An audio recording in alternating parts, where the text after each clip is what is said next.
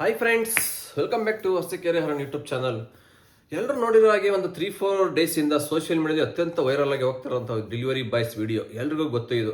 ಇದು ನಡೆದು ಸುಮಾರು ಮಾರ್ಚ್ 17 ಹತ್ತತ್ರ 4 ತಿಂಗಳಾಯಿತು. ಇಷ್ಟುವರೆಗೂ ಯಾವುದೇ ಒಂದು ಸೋಷಿಯಲ್ ಮೀಡಿಯಾದಲ್ಲಿ ಆಗಲಿ ಕಂಪ್ಲೇಂಟ್ ಆಗಲಿ ಎಲ್ಲೂ ಬಂದಿರಲ್ಲ. ಬಟ್ ಈಗ 3-4 ಡೇಸಿಂದ ಸಿಕ್ಕಾಬಟ್ಟೆ ವೈರಲ್ ಈ ವಿಡಿಯೋ. ಆ ವಿಡಿಯೋ ಎಲ್ಲರೂ ನೋಡಿರ್ತೀರೋ. ಆಕ್ಚುಲಿ ಅದನ್ನು ಪ್ಲೇ ಮಾಡೋಕ್ಕಾಗಲ್ಲ, ಯಾಕೆಂದರೆ ಫೇಸ್ಬುಕ್ಕಲ್ಲಿ ಇನ್ಸ್ಟಾಗ್ರಾಮಲ್ಲಿ ಪ್ಲೇ ಮಾಡ್ಬೋದು, ಬಟ್ ಯೂಟ್ಯೂಬ್ ಚಾನಲಲ್ಲಿ ಪ್ಲೇ ಮಾಡೋಕ್ಕಾಗಲ್ಲ. ಅದು ನಮ್ಮ ಚಾನಲ್ಗೆ ಪ್ರಾಬ್ಲಮ್ ಕೂಡ ಆಗುತ್ತೆ, ಯಾಕೆಂದರೆ ಅದೊಂಥರ ಕೆಟ್ಟ ಅಸಹ್ಯವಾಗಿ ವರ್ತನೆ ಮಾಡಿರ್ತಕ್ಕಂಥ ವ್ಯಕ್ತಿ ಡೆಲಿವರಿ ಬಾಯ್. ಅದಕ್ಕೋಸ್ಕರ ಅದು ಪ್ಲೇ ಮಾಡೋಕ್ಕಾಗಲ್ಲ. ಅದು ಯೂಟ್ಯೂಬ್ ಚಾನಲ್ ಮಾಡೋರಿಗೆ ಗೊತ್ತಿರುತ್ತೆ ಯಾಕೆ ಪ್ಲೇ ಮಾಡಬಾರ್ದು ಅಂತವ. ಆ ಒಂದು ಫೋಟೋ ಕೂಡ ಹಂಗೆ ತಮ್ಮೇಲೆ ಹಾಕಿದ್ದೀನಿ, ಅದೇ ವ್ಯಕ್ತಿ. ಬನ್ನಿ ಈ ವಿಡಿಯೋ ಸ್ಟಾರ್ಟ್ ಮಾಡೋಣ. ಏನಾಯಿತು ಅಂತ ಕಂಪ್ಲೀಟಾಗಿ ಮಾಹಿತಿನ ತಿಳಿಸ್ಕೊಡ್ತೀನಿ. ವಿಡಿಯೋ ಸ್ಟಾರ್ಟ್ ಮಾಡೋಕೆ ಮುಂಚೆ ಫಸ್ಟ್ ಟೈಮ್ ಏನಾದರೂ ನೋಡ್ತಾ ಇದ್ದಾರೆ ನಮ್ಮ ಡೆಲಿವರಿ ಬಾಯ್ಸ್, ನಮ್ಮ ಚಾನಲ್ ಸಬ್ಸ್ಕ್ರೈಬ್ ಮಾಡ್ಕೊಂಡು ವಿಡಿಯೋನ ವಾಚ್ ಮಾಡಿ. ನಿಮಗೋಸ್ಕರ ಏನೇ ಒಂದು ಡೆಲಿವರಿ ಬಾಯ್ಸ್ ಪ್ಲಸ್ ಸಾಸ್ ಬೈನೆಸ್ ಯಾವುದೇ ಒಂದು ಅಪ್ಡೇಟ್ ಬಂದರೆ ಪ್ರತಿನಿತ್ಯ ನಾವು ತಿಳಿಸ್ಕೊಡ್ತಾನೆ ಇರ್ತೀವಿ. ಎಲ್ಲ ಥರ ಬೈಕ್ ಟ್ಯಾಕ್ಸಿ, ರಾಪಿಡೋ, ಪೋಟರ್, ಏನೇ ಇನ್ನೂ ಎಕ್ಸ್ಟ್ರಾ ಡೆಲಿವರಿ ಕಂಪ್ನಿಗಳ ಬಗ್ಗೆ ಏನೇ ಆದ್ರೂ ವಿಷಯನ ತಿಳಿಸ್ಕೊಡ್ತಾ ಇರ್ತೀವಿ. ನಮಗೆ ಗೊತ್ತಿರುವಷ್ಟು ಮಾಹಿತಿನ ಕಲೆಕ್ಟ್ ಮಾಡಿ. ಅದಕ್ಕೋಸ್ಕರ ಒಂದು ಸಬ್ಸ್ಕ್ರೈಬ್ ಮಾಡ್ಕೊಳ್ಳಿ ಅಂತ ನಿಮ್ಮ ಕಡೆಯಿಂದ ಒಂದು ರಿಕ್ವೆಸ್ಟ್. ಹಾಗೆ ಲೈಕ್ ಮಾಡೋದು ಮರಿಬೇಡಿ ಪ್ರತಿಯೊಬ್ಬರು. ಆದಷ್ಟು ವಿಡಿಯೋನ ಶೇರ್ ಮಾಡಿ, ಎಲ್ಲ ನಮ್ಮ ಡೆಲಿವರಿ ಬಾಯ್ಸ್ ತಲುಪಲಿ. ಬನ್ನಿ ಸ್ನೇಹಿತರೆ, ವಿಡಿಯೋನ ಸ್ಟಾರ್ಟ್ ಮಾಡೋಣ. ಇದು ನಡೆದು ಸುಮಾರು 4 ತಿಂಗಳಾಯಿತು. ಮಾರ್ಚ್ 17ನೇ ತಾರೀಕು ಆದಂಥ ಘಟನೆ ನಮ್ಮ ಬೆಂಗಳೂರಲ್ಲಿ ಒಂದು ಅಪಾರ್ಟ್ಮೆಂಟಲ್ಲಿ. ಇವನು ಡೆಲಿವರಿ ಬಾಯ್ಸ್ ಆದರೆ ಫ್ಲಿಪ್ಕಾರ್ಟಲ್ಲಿ ಕೆಲಸ ಮಾಡ್ತಕ್ಕಂಥ ಒಬ್ಬ ವ್ಯಕ್ತಿ, ಕೊರಿಯರ್. ಯಾವುದೋ ಒಂದು ಅಪಾರ್ಟ್ಮೆಂಟ್ಗೆ ಡೆಲಿವರಿ ಕೊಡೋಕೆ ಹೋಗ್ತಾನೆ. ಅವನಿಗೆ ವಾಶ್ರೂಮ್ಗೆ ಅರ್ಜೆಂಟ್ ಆಗಿರುತ್ತೆ. ಏನು ಮಾಡ್ತಾನೆ, ಏಕಾಏಕಿ ವಿತೌಟ್ ಪರ್ಮಿಷನ್, ಒಂದು ಲೇಡೀಸ್ ಒಬ್ಬರೇ ಇರ್ತಾರೆ ಆ ಒಂದು ಫ್ಲ್ಯಾಟಲ್ಲಿ, ಆ ಮನೆಗೆ ಹೋಗಿ ಒಂದು ವಾಶ್ರೂಮ್ ಯೂಸ್ ಮಾಡಿದ್ದಲ್ದಲ್ಲಿ, ಅದು ತಪ್ಪು ಅವನು ಮಾಡಿರೋದು.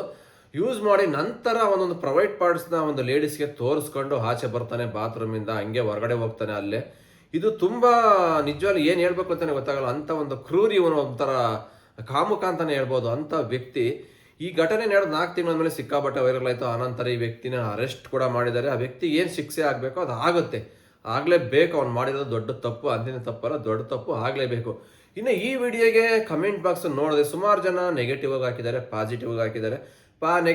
ಪಾಸಿಟಿವ್ ಬಂದ್ಬಿಟ್ಟು ಅವ್ನಿಗೇನೋ ಎಮರ್ಜೆನ್ಸಿ ವಾಶ್ರೂಮ್ಗೆ ಅರ್ಜೆಂಟ್ ಆಯಿತು, ಯೂಸ್ ಮಾಡಿದ್ದಾನೆ ಬಿಡಪ್ಪ ಅಂತ ಹಾಕಿದ್ದಾರೆ. ನಾವು ಇವರಿಗೆಲ್ಲ ಒಂದು ಕ್ವಶನ್ ಕೇಳ್ತೀವಿ. ನಿಮ್ಮ ಮನೆಯಲ್ಲಿ ನಿಮ್ಮ ವೈಫ್, ನಿಮ್ಮ ಅಕ್ಕ ತಂಗಿ, ನಿಮ್ಮ ತಾಯಿ ಯಾರು ಒಬ್ಬರೇ ಇದ್ದಾಗ ಇದೇ ಥರ ಒಬ್ಬ ಡೆಲಿವರಿ ಬಾಯ್ ಏಕಾಏಕಿ ಮನೆಗೆ ನುಗ್ಗಿ ವಾಶ್ರೂಮ್ ಯೂಸ್ ಮಾಡಿ ಇದೇ ಥರ ತೋರಿಸ್ಕೊಂಡು ಹೋಗ್ಬಿಟ್ರೆ, ಪ್ರೊವೈಡ್ ಪಾಡಿಸ್ತಾ ನಿಮ್ಮ ಮಿಸಸ್ಗೆ ಯಾರಿಗಾರು ಆಗಿರ್ಬೋದು, ನೀವು ಹಾಗೆ ಸುಮ್ಮನೆ ಇರ್ತೀರಾ? ನಿಮಗೆ ಕೋಪ ಬರಲ್ವಾ? ಅವಾಗೇನು ಅನ್ಸಲ್ವಾ? ಈ ಥರ ಪಾಸಿಟಿವ್ ಆಗಿ ಹಾಕಿದ್ರಲ್ಲ ಕಮೆಂಟ್ಸ್, ಅವನಿಗೆ ಒಳ್ಳೆ ಪರವಾಗಿಲ್ಲ, ಯೂಸ್ ಮಾಡಲಿ ಬಿಡಿ ಅಂತಾನೆ ಅಲ್ವಾ? ಯಾರೇ ಆಗಲಿ ಅವ್ರವ್ರ ಮನೆಗೆ ಅವ್ರವ್ರಿಗೆ ಆದಂಥ ಒಂದು ಸ್ವತಂತ್ರ ಅನ್ನೋದಿರುತ್ತೆ. ಇನ್ನೊಬ್ಬ ವ್ಯಕ್ತಿ ಏಕಾಏಕಿ ಪರಿಚಯ ಇದ್ದರೇನೋ ಒಬ್ಬ ವ್ಯಕ್ತಿ ಮನೆಗೆ ನುಗ್ಗಿ ಈ ಥರ ಮಾಡಿದ್ರೆ ಯಾರಿಗಾನೆ ಬೇಜಾರಾಗಲ್ಲ? ಎಷ್ಟು ಅಸಹ್ಯ ಆಗಲ್ಲ ಅವ್ರಿಗೆ? ಆ ಒಂದು ಲೇಡೀಸ್ ಅಳುತ್ತಾ ಇದ್ದಾರೆ ಪಾಪ. ಅವ್ರು ಯಾರೇ ಆಗಿರ್ಬೋದು, ಹೊರ ದೇಶದವರಾಗಲಿ ಹೊರ ರಾಜ್ಯದವರಾಗಲಿ ಯಾರೇ ಆಗಲಿ, ಅವರು ಒಂದು ಎಣ್ಣೆ. ಅವ್ರಿಗೆ ಈ ಥರ ಎಲ್ಲ ಘಟನೆಗಳು ಯಾರಿಗಾಗಲಿ ಅರ್ಗಿಸ್ಕೊಳಕ್ಕಾಗಲ್ಲ. ಸಡನ್ ಅಂತ ಒಂದು ಶಾಕ್ ಆಗಿಬಿಡುತ್ತೆ. ಹಂಗಾಗಿ ಅಪಾರ್ಟ್ಮೆಂಟಲ್ಲಿ ಅದಕ್ಕೋಸ್ಕರನೇ ಒಂದು ಡೆಲಿವರಿ ಬಾಯ್ಸ್ಗಾಗಲಿ, ಒಂದು ಹೌಸ್ ಕೀಪಿಂಗ್ ಕೆಲಸ ಮಾಡೋರಿಗೆ, ಒಂದು ಸೆಕ್ಯೂರಿಟಿಗಳಿಗೆ ಅಂತಲೇ ಸಪ್ರೇಟಾಗಿ ಒಂದು ಏನು ವಾಶ್ರೂಮ್ಗಳು ಇರ್ತವೆ, ಅದನ್ನು ಯೂಸ್ ಮಾಡಬೇಕು ಎಲ್ಲರೂ. ಅದು ಎಲ್ರಿಗೂ ಗೊತ್ತಿದ್ದು. ಸೆಕ್ಯೂರಿಟಿ ಕೇಳಿದರೆ ಅವರೇ ಒಂದು ಇನ್ಫಾರ್ಮ್ ಮಾಡ್ತಾರೆ ವಾಶ್ರೂಮ್ ಎಲ್ಲಿದೆ ಅಂತ. ಪ್ರತಿಯೊಬ್ಬರು ಯೂಸ್ ಮಾಡ್ಬೋದು. ಏನು ಪಬ್ಲಿಕ್ಸ್ ಔಟ್ ಸೈಡಿಂದ ಹೋಗ್ತಾರಲ್ಲ ಡೆಲಿವರಿ ಕೊಡೋಕ್ಕಾಗಲಿ, ಕೆಲಸ ಮಾಡೋರು ಯಾರೇ ಆಗಲಿ, ಅವ್ರಿಗೆ ಅಂತಾನೆ ಅಥವಾ ಏಕಾಏಕಿ ಒಬ್ಬರು ಪ್ರೈವೇಟ್ ಬಾತ್ರೂಮ್ನ ಒಂದು ಅಪಾರ್ಟ್ಮೆಂಟಲ್ಲಿ ಹೋಗಿ ವಿತೌಟ್ ಪರ್ಮಿಷನ್ನ ಯೂಸ್ ಮಾಡಿದ್ದಲ್ಲದೆ ಆ ವ್ಯಕ್ತಿ ತೋರಿರ್ತಕ್ಕಂಥ ಘಟನೆ ನಿಜವಾಗ್ಲೂ ಇದು ಯಾರು ಕ್ಷಮಿಸೋಕ್ಕೆ ಆಗಲ್ಲ. ಅಂಥ ಒಂದು ಘಟನೆ ನಡೆದಿದೆ. ಇಂಥ ವ್ಯಕ್ತಿಗೆ ಅದು ಎಂಥ ಶಿಕ್ಷೆ ಕೊಟ್ಟರು ಸಾಕಾಗಲ್ಲ. ಕೆಲವ್ರು ಹೇಳ್ಬೋದು, ಈ ಡೆಲಿವರಿ ಬಾಯಿ ಬಡವ ಬಿಡಪ್ಪ, ಪರವಾಗಿಲ್ಲ ಹಂಗೆ ಅಂತವ ಕಮೆಂಟ್ಸಲ್ಲೂ ಹೇಳಿದ್ದಾರೆ. ಬಟ್ ಇಲ್ಲಿ ಡೆಲಿವರಿ ಬಾಯಿ ಬಡವ ಆ ಒಂದು ಯಾವುದೋ ಒಂದು ಸೆಂಟಿಮೆಂಟ್ ಅಂತ ಬರಲ್ಲ. ಇಲ್ಲಿ ಒಬ್ಬ ಮಾನವೀಯತೆಯ ಒಂದು ಮನುಷ್ಯನ ತಗೊಂಡ್ರೆ ಅವ್ನು ಯಾರೇ ಆಗಲಿ ತಪ್ಪು ಮಾಡಿದ್ರು ತಪ್ಪೇ. ಹಂಗಾಗಿ ಅಲ್ಲಿ ಯಾವೊಂದು ಒಂದು ಡೆಲಿವರಿ ಬಾಯ್ ಅಂತ ನೋಡೋಕ್ಕಾಗಲ್ಲ, ಒಬ್ಬ ಬಡವ ಅದೇನು ನೋಡೋಕ್ಕಾಗಲ್ಲ. ತಪ್ಪು ಮಾಡಿದಾನೆ, ಅವನಿಗೆ ಶಿಕ್ಷೆ ಆಗಲೇಬೇಕು. ಇದು 100% ಅರೆಸ್ಟ್ ಮಾಡಿದ್ದಾರೆ. ಅದೇನಾಗುತ್ತೋ ಆಗಲಿ. ಬಟ್ ಈಗ ಹೆಂಗಾಗಿದೆ ಅಂದರೆ ನಮ್ಮ ಡೆಲಿವರಿ ಫೀಲ್ಡಲ್ಲಿ ಗೊತ್ತಿರಬೇಕು ಎಲ್ರಿಗೂ, ಮೊದಲೇ ಡೆಲಿವರಿ ಬಾಯ್ಸ್ ಅಂದರೆ ರೆಸ್ಪೆಕ್ಟ್ ಇಲ್ಲ. ನಿಮಗೆ ಗೊತ್ತಿರಬೇಕು, ಬೆಂಗಳೂರಲ್ಲಿ ಡೆಲಿವರಿ ಬಾಯ್ಸ್ ಅಂದರೆ ಒಂದು ನಯಾ ಪೈಸ ರೆಸ್ಪೆಕ್ಟ್ ಕೊಡಲ್ಲ, ಮರ್ಯಾದೆ ಕೊಡಲ್ಲ. ಯಾಕೆ ಅಂದರೆ ಈ ಥರ ಎಲ್ಲ ಮಾಡ್ತಾರಲ್ಲ ಇದೇ ಕೆಲಸದಿಂದ. ಯಾರೋ ಇಂಥವ್ರು ಸ್ವಲ್ಪ ಜನ ಮಾಡೋದ್ರಿಂದ ಇರೋ ಮರ್ಯಾದೆನೂ ಹಾಳಾಗೋಗ್ತಾ ಇದೆ ಇವಾಗ ಡೆಲಿವರಿ ಫೀಲ್ಡ್ ಬಗ್ಗೆ. ಎಷ್ಟೋ ಜನ ಹುಡುಗರು ಬೆಂಗಳೂರಲ್ಲಿ ಡೆಲಿವರಿ ಫೀಲ್ಡಲ್ಲಿ ಕೆಲಸ ಮಾಡಿನೋ ಊರಲ್ಲಿ ಹೇಳ್ಕೊಳಲ್ಲ, ನಾವು ಡೆಲಿವರಿ ಮಾಡ್ತಾ ಇದೀವಿ. ಅವ್ರ ಫ್ರೆಂಡ್ಸ್ ಸರ್ಕಲಲ್ಲಿ ಹೇಳ್ಕೊಳಲ್ಲ, ಕೆಲವರು ಅವ್ರ ಫ್ಯಾಮಿಲಿನೇ ಹೇಳ್ಕೊಳಲ್ಲ ನಾವು ಡೆಲಿವರಿ ಮಾಡ್ತಿದ್ದೀವಿ ಅಂತ. ಯಾಕೆಂದರೆ ರೆಸ್ಪೆಕ್ಟ್ ಇಲ್ಲ, ವ್ಯಾಲ್ಯೂ ಇಲ್ಲ. ಇದೇ ಒಂದು ಮೇಯ್ನ್ ರೀಸನ್ನು. ಎಷ್ಟೋ ಅಪಾರ್ಟ್ಮೆಂಟಲ್ಲಿ ನಾವು ನೋಡ್ತೀವಿ, ಕೆಲವೊಂದಕ್ಕೆ ಒಳಗಡೆ ಬಿಡಲ್ಲ. ಒಂದು ಮಾಲ್ಗಳಿಗೆ ಹೋದರೆ ಎಂಟ್ರಿ ಗೇಟಲ್ಲಿ ಅಲೋ ಮಾಡಲ್ಲ ಡೆಲಿವರಿ ಬಾಯ್ಸ್ನ. ಸ್ವಿಗ್ಗಿ ಝೊಮ್ಯಾಟೋದವ್ರು ಪಿಕಪ್ಗೆ ಹೋದ್ರೆ ಗೊತ್ತಿರಬೇಕು, ಬ್ಯಾಕ್ ಗೇಟಲ್ಲಿ ಹೋಗಿ ಅಂತಾರೆ. ಅಲ್ಲೋಗಿ ನಾಯಿ ಥರ ಕಾಯ್ಕೊಂಡು ನಿಂತ್ಕೊಂಡು ಅಲ್ಲೆಲ್ಲ ಗಾರ್ಬೇಜ್ ಎಲ್ಲ ಕಸ ಹಾಕಿರ್ತಾರೆ, ಅಲ್ಲಿ ಇಸ್ಕೊಂಡು ನಿನ್ನ ಸ್ಮೆಲ್ ಕುಡ್ಕೊಂಡು ಅವ್ರು ಕೊಟ್ಟಾಗ ಇಸ್ಕೊಂಡು ಬರಬೇಕು. ಒಂದು ಮಾಲ್ಗೆ ಹೋದ್ರೆ ಇದೇ ಹಣೆ ಬರೋ. ದೊಡ್ಡ ದೊಡ್ಡ ಹೋಟೆಲ್ಗಳಿಗೆ, 5 ಸ್ಟಾರ್ ಹೋಟೆಲ್ಗಳು ನೋಡಿರ್ತೀರ, ಅಲ್ಲಿ ಗೆಸ್ಟ್ಗಳು, ಒಂದು VIP ಗಳು ಅಲ್ಲಿ ಕಸ್ಟಮರ್ಸ್ ಹೋಗೋಕ್ಕೆ ಒಂದು ಎಂಟ್ರಿ ಗೇಟ್ ಇದ್ರೆ ಡೆಲಿವರಿ ಬಾಯ್ಸ್ಗೆ ಸಪ್ರೇಟು, ಅಲ್ಲಿ ಗೇಟಲ್ಲೂ ಕೂಡ ನಿಲ್ಲಿಸಲ್ಲ, ಒಂದು ಪಾರ್ಕಿಂಗು ಕೂಡ ಕೊಡಲ್ಲ ಅಲ್ಲಿ ಡೆಲಿವರಿ ಬಾಯ್ಸ್ ಬೈಕ್ಗಳಿಗೆ. ಅಲ್ಲೆಲ್ಲೋ ಬೇರೆ ಕಡೆ ನಿಲ್ಲಿಸ್ಬೇಕು, ನಡ್ಕೊಂಬರ್ಬೇಕು, ಹಿಂದ್ಗಡೆ ಗೇಟೆಲ್ಲ ಬರಬೇಕು, ಕಳ್ಳರ ತರಿಸ್ಕೋಬೇಕು, ಹೋಗ್ಬೇಕು. ಈ ಥರ ಡೆಲಿವರಿ ಬಾಯ್ಸ್ ಕಷ್ಟ ನಿಜವಾಗ್ಲೂ. ಎಷ್ಟೋ ಸರಿ ಅನಿಸ್ಬಿಡುತ್ತೆ ಡೆಲಿವರಿ ಬಾಯ್ಸ್ಗೆ, ಇಂಥ ಕೆಲಸ ಯಾಕಪ್ಪ ಮಾಡ್ಬೇಕು, ನನಗೆ ಈ ಕೆಲಸನೇ ಬೇಡ, ಬಿಟ್ಬಿಟ್ಟು ಬೇರೆ ಮಾಡ್ಬಿಡೋಣ, ಪರವಾಗಿಲ್ಲ ಸಂಪಾದನೆ ಕಮ್ಮಿ ಆದ್ರೂ ಪರವಾಗಿಲ್ಲ, ನನಗೆ ರೆಸ್ಪೆಕ್ಟ್ ವ್ಯಾಲ್ಯೂ ಇಲ್ದಿರೋ ಜಾಗದಲ್ಲಿ ನಾನು ಏನಕ್ಕೆ ಕೆಲಸ ಮಾಡಬೇಕು ಅಂತ ಅನ್ಸುತ್ತೆ ಎಷ್ಟೋ ಜನ. ಅದಕ್ಕೆ ಕೆಲಸ ಬಿಟ್ಬಿಡ್ಬೇಕು ಅಂತಾರೆ. ಬಟ್ ಮನೆಗೆ ಹೋದ್ಮೇಲೆ ಅದೇ ಕಮಿಟ್ಮೆಂಟು, ಅದೇ ಹೆಂಡತಿ ಮಕ್ಳ ಮುಖ, ಇವೆಲ್ಲ ನೋಡಿದಾಗ ಕಷ್ಟ ಸುಖವ. ಈ ಕೆಲಸ ಬಿಟ್ಟರೆ ನಾಳೆ ಏನು ಮಾಡಬೇಕು, ಈ ಥರ ಎಲ್ಲ ಯೋಚನೆ ಮಾಡ್ತಾರೆ. ಏನೇ ನನಗೆ ಮರ್ಯಾದೆ ಹೋದ್ರೂ ಪರವಾಗಿಲ್ಲ, ನನಗೆ ಎಷ್ಟೇ ಸ್ವಾಭಿಮಾನಕ್ಕೆ ಧಕ್ಕೆ ಆದ್ರೂ ಪರವಾಗಿಲ್ಲ, ಕೆಲಸ ಮಾಡಲೇಬೇಕು ಅನಿವಾರ್ಯ ಅನ್ನೋ ಒಂದು ಪರಿಸ್ಥಿತಿ ಬಂದ್ಬಿಡ್ತಾರೆ ಮತ್ತೆ ಮನಸ್ಥಿತಿ. ಅದಕ್ಕೋಸ್ಕರ ಸುಮಾರು ಜನ ಡೆಲಿವರಿ ಬಾಯ್ಸ್ ಬೆಂಗಳೂರಲ್ಲಿ ಡೆಲಿವರಿ ಮಾಡೋರು ಎಷ್ಟೋ ಜನ ಹೇಳ್ಕೊಳೋದೇ ಇಲ್ಲ, ನಾನು ಬೇರೆ ಬೇರೆ ಕೆಲಸ ಇದ್ದೀನಿ ಅಂತ ಹೇಳ್ಕೊತಾರೆ. ಅದು ಇದೇ ಮೇಯ್ನ್ ರೀಸನ್, ಬೇರೆ ಇನ್ನೇನಿಲ್ಲ. ನಾವು ಹೇಳ್ತೀವಿ ಅಷ್ಟೇ, ಒಂದು ನ್ಯಾಯವಾಗಿ ಸಂಪಾದನೆ ಮಾಡ್ಕೊಳಕ್ಕೆ ಯಾವ ಕೆಲಸ ಆದ್ರೆ ಏನಿಲ್ಲ ಆಯ್ತಾ. ಅನ್ಯಾಯವಾಗಿ ಮಾಡಿದ್ರೆ ಅದು ಎಂತಾನೇ VIP ಆಗಲಿ ಎಂತಾನೇ ಆಗಲಿ ತಲೆ ಬಗ್ಗಿಸ್ಲೇಬೇಕು. ಅವ್ನು ಮಾಡ್ತಾರೆ ಕೆಟ್ಟ ಕೆಲಸ ಅಂದಾಗ. ನ್ಯಾಯವಾಗಿ ಮಾಡಿದ್ರೆ ಡೆಲಿವರಿ ಬಾಯ್ಸ್ ಆದ್ರೇನು, ಮತ್ತೊಂದು ಮಗದೊಂದು ಯಾವುದಾದ್ರೇನು, ಯಾರೋ ಒಬ್ರು ಈ ಥರ ಇರ್ತಾರೆ, ಲಕ್ಷಕ್ಕೆ ಒಬ್ಬರು ಅಷ್ಟೇ ಸಿಗೋದಿಂತರು. ಎಲ್ಲರೂ ಏನಿರಲ್ಲ, ಎಲ್ರಿಗೂ ಕಷ್ಟ ಸುಖ, ಫ್ಯಾಮಿಲಿಯಿಂದ ಬಂದಿರ್ತಾರೆ, ಅಕ್ಕ ತಂಗಿದ್ರು ಬೆಳೆದು ಬಂದಿರ್ತಾರೆ. ಯಾರೋ ಒಬ್ರು ಇಬ್ಬರು ಈ ಥರ ಮಾಡ್ತಾರಲ್ಲ, ಇದರಿಂದ ಇಡೀ ಡೆಲಿವರಿ ಫೀಲ್ಡ್ಗೆ ಒಂದು ಕಳಂಕ, ಒಂದು ಕಪ್ಪು ಚುಕ್ಕಿ ಅಂತಲೇ ಹೇಳ್ಬೇಕು. ಈಗ ಹಂಗೆ ಆಗಿದೆ ಇವಾಗ ಡೆಲಿವರಿ ಬಾಯ್ಸ್ಗೆ ಅಂದರೆ ರೆಸ್ಪೆಕ್ಟು ಕಮ್ಮಿ ಆಯ್ತು ಆಲ್ರೆಡಿ. ಎಷ್ಟೋ ಜನ ನೋಡೋ ದೃಷ್ಟಿನೂ ಕಮ್ಮಿ ಆಗುತ್ತೆ. ಇನ್ನು ಅಪಾರ್ಟ್ಮೆಂಟ್ಗಳಿಗೆ ಅಂದರೆ ಇನ್ನು ಡೋರ್ ತೆಗಿಯೋದೇ ಕಷ್ಟ. ಒಬ್ಬೊಬ್ರು ಇರ್ತಕ್ಕಂಥ ಲೇಡೀಸ್ ಇನ್ನು ಅಪಾರ್ಟ್ಮೆಂಟ್ಗೆ ಹೋದ್ರೆ ಏನಾದ್ರು ಡೆಲಿವರಿ ಕೊಟ್ಟಕ್ಕೆ ಹೋದ್ರೆ ನೀವು ಡೋರ್ ತೆಗಿಯೋದೇ ಕಷ್ಟ ನಿಮಗೆ. ಆಚೆಲ್ಲಿ ಹೇಳೋಗ್ಬಿಡ್ತಾರೆ, ಕಾಲ್ ಮಾಡಿದ್ರೆ ಗೇಟಲ್ಲಿ ಡೋರ್ ಹತ್ರ ಇಟ್ಬಿಟ್ಟು ಹೋಗಿ ಅದ್ರ ಮೇಲೆ ಕಲೆಕ್ಟ್ ಮಾಡ್ಕೊಂತಿದ್ದೆ ಈ ಥರ ಹೇಳ್ತಾರೆ. ಆಲ್ರೆಡಿ ಈ ಥರ ಸುಮಾರು ಹೇಳ್ತಾರೆ, ಎಷ್ಟೋ ಜನ ನೋಡ್ತಾ ಇರ್ತೀವಲ್ವ, ಗೇಟಲ್ಲಿ ಇಟ್ಬಿಟ್ಟು ಹೋಗಿ ಅಂತ ಬೋರ್ಡೇ ಹಾಕ್ಬಿಟ್ಟಿರ್ತಾರೆ ಆಚೆ ಕಡೆ. ಇದರಲ್ಲೂ ಈ ಒಂದು ಘಟನೆ ನಡೀತು. ಇಲ್ಲಿ ನಮ್ಮ ಕರ್ನಾಟಕ, ನಮ್ಮ ಬೆಂಗಳೂರು ಅಂತಲ್ಲ, ಇಡೀ ದೇಶದಲ್ಲೇ ವೈರಲ್ ಆಗೋಗ್ಬಿಟ್ಟಿದೆ ಇದು ಡೆಲಿವರಿ ಬಾಯ್ ಮಾಡಿರ್ತಕ್ಕಂಥ ಕೆಲಸದಿಂದವ. ನಿಜವಾಗ್ಲೂ ಈ ವ್ಯಕ್ತಿಗೆ ಅದು ಏನು ಹೇಳ್ಬೇಕು ಅಂತಾನೆ ಅರ್ಥ ಆಗಲ್ಲ. ಇವ್ನಿಗೆ ಅದು ಏನಾಯ್ತೋ, ಇಲ್ಲ ಮನಸ್ಥಿತಿ ಸರಿ ಇಲ್ವೋ, ಇಲ್ಲ ಅವನೇನಾದ್ರು ಸೈಕೋನೋ, ಇಲ್ಲ ಬೇಕಂತ ಮಾಡಿದ್ನೋ, ಇಲ್ಲ ಇನ್ನೇನಕ್ಕೆ ಮಾಡ್ದಂತ ಗೊತ್ತಿಲ್ಲ, ಇಲ್ಲ ಏನಾದ್ರೂ ಅವನು ಯಾವ್ದಾರು ಚಾಲೆಂಜ್ ಹಾಕೊಂಡು ಫ್ರೆಂಡ್ಸ್ ಹತ್ರ ಈ ಥರ ಮಾಡ್ತೀನಿ ಅಂತ ಒಂದು ಚಾಲೆಂಜ್ ವಿಡಿಯೋ ಮಾಡೋಕೆ ಹೋಗಿ ಮಾಡಿದ್ನೋ, ಏನು ಮಾಡ್ದಂತ ಗೊತ್ತಿಲ್ಲ. ಒಟ್ಟಿನಲ್ಲಿ ಅವ್ನು ಮಾಡಿದ ತಪ್ಪು, ಅವನಿಗೆ ಆಗ್ತಕ್ಕಂಥ ಶಿಕ್ಷೆರು ದೊಡ್ಡದಾಗಿ ಆಗುತ್ತೆ.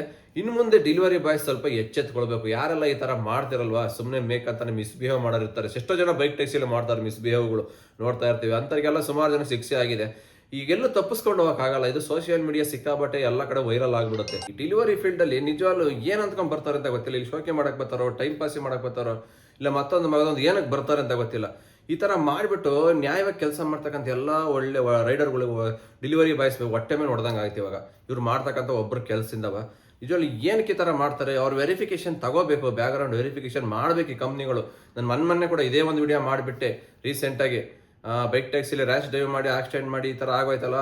ಹಂಗಾಗಿ ಯಾರೇ ಆಗಲಿ ಇವಾಗ ಡೆಲಿವರಿ ಫೀಲ್ಡಿಗೆ ಬರ್ತಿರೋ ಹೊಸದಾಗಿದ್ರೆ ವೆರಿಫಿಕೇಶನ್ ತಗೊಳ್ಳಿ. ಇವ್ನು ಎಲ್ಲಿ ಕೆಲಸ ಮಾಡಿದಾನೆ ಮುಂಚೆ, ಇವ್ನ ಬ್ಯಾಕ್ಗ್ರೌಂಡ್ ಏನಿದೆ, ಇವ್ರ ಬಗ್ಗೆ ಏನೋ ಕೇಸ್ ಇಲ್ವಾ, ಎಲ್ಲ ಕರೆಕ್ಟಾಗಿ ಇದ್ದಾರಾ, ಇವ್ರು ಜೆನ್ಯೂನ್ ರೈಡರ, ಎಲ್ಲ ವೆರಿಫಿಕೇಶನ್ ತಗೊಂಡು ಜಾಯಿನ್ ಮಾಡಬೇಕು.